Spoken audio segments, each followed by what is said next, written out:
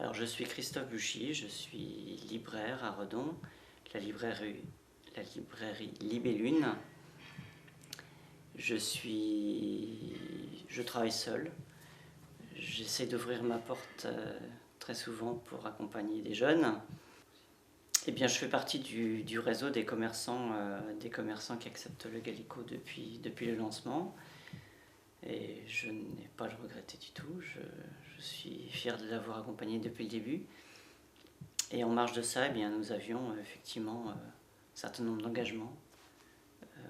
Des engagements environnementaux, des engagements en devenant adhérent Gallico, j'ai décidé d'acheter une électricité propre, par exemple, par le biais d'Enercop. Et il y a une plus-value incontestable à utiliser le Gallico dans le sens où c'est un réseau de consommateurs qui sont clairement identifiés. Effectivement, une transaction, un comportement d'achat, un échange lié au Gallico a une valeur supplémentaire dans le sens où on perçoit la personne différemment et on a forcément beaucoup plus d'attache, une relation privilégiée qui s'instaure à ce moment-là. Non, je n'ai pas spécialement de plus-value monétaire. Une monnaie remplace une autre, elles sont complémentaires, on appelle ça des monnaies complémentaires. Après, la différence, c'est que le Gallico, c'est une monnaie que je ne peux pas verser à la banque. Et du coup, j'ai une obligation moi-même de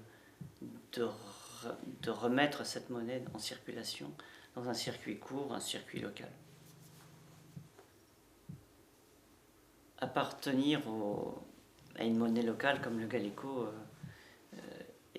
apporte aussi un lien entre ces entreprises, c'est-à-dire que nous sommes plusieurs commerçants partenaires. Effectivement, nous partageons ensemble des valeurs et nous avons un lien entre nous. Nous avons une structure de gestion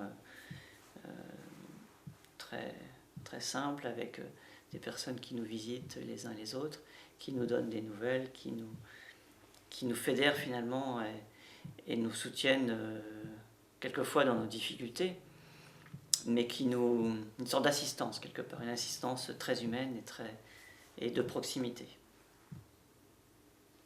En tant que commerçant et en tant que commerçant Gallico, nous avons en permanence des liens avec le SCS, effectivement, dans le sens où la librairie quelquefois accompagne des événements sur des thématiques précises qui peuvent se dérouler avec 20 personnes, avec 200 personnes. Et je propose en accompagnement toute une documentation, puisque c'est mon activité principale. Derrière l'idée du Gallico, il y avait une envie quelque part d'être commerçant, d'être une part de l'économie, mais d'être différent, d'apporter quelque chose de supplémentaire. Quand on est commerçant Gallico, on prend en compte certains facteurs, on prend en compte certains critères qui ne sont pas du tout pris en compte en temps normal dans le système classique. C'est-à-dire, qu'est-ce qu'on fait de notre argent? Est-ce qu'on se sent obligé de l'amener à la banque? Est-ce qu'on ne peut pas consommer différemment? Est-ce qu'on ne peut pas apporter quelque chose au processus d'encaissement?